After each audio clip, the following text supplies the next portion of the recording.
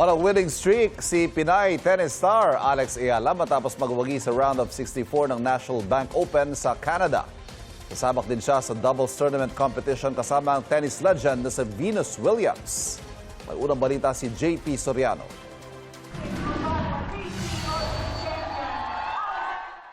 From USA to Canada. Agad sumabak sa panibagong laban si Filipina tennis ace Alex Ayala sa National Bank Open kontra kay Alicia Parks.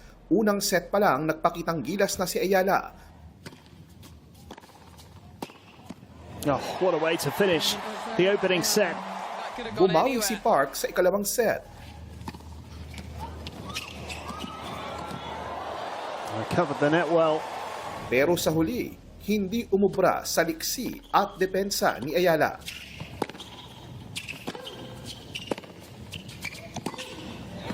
Oh, beautiful tennis. Matapos ang tatlong set, nanaig si Alex sa score na 6-1, 4-6, 6-2.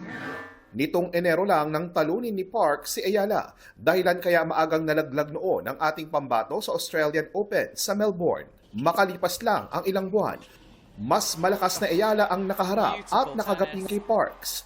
The Washington champion brings her winning run to Canada. Todo suporta pa rin ang mga Pinoy sa sold-out na laban. Kamusta tayo ngayon, Toronto? Huwag nyo nga yung mga bandila nyo, patingin! Full on ang Ayala niya sa loob at labas ng court. Nagbistulang pistang Pinoy ang buong stadium sa dami ng mga kababayan. Sa mga booth naman kasamang ibinebenta ang Pinoy food gaya ng adobo with rice. Kabilang sa libu-libong Pinoy na nakabase sa Canada at todo suporta at cheer para kay Ayala, sina Honey at mga kaibigan niya. Ang Pinoy rin na si Christine, maswerteng nakapagpa-picture at pasay ng tennis ball kay Ayala. I am eternally grateful. I mean, I just came off Washington, so I really feel like this is a celebration. Maraming salamat mga kababayan. Mahal ko kayong lahat. Di nagpahuli sa pagtutok ang mga nandito sa Pilipinas. Maganda yung game, no? Tapos si Alex kasi parang anak ng bayan niya. That's why we're all proud of her. Sobrang nakaka-inspire po sa atin as Pilipinos po. Ang paghanga kay Ayala ni Kapuso comedy genius Michael V. ibinuho sa pagbuo ng digital artwork tribute.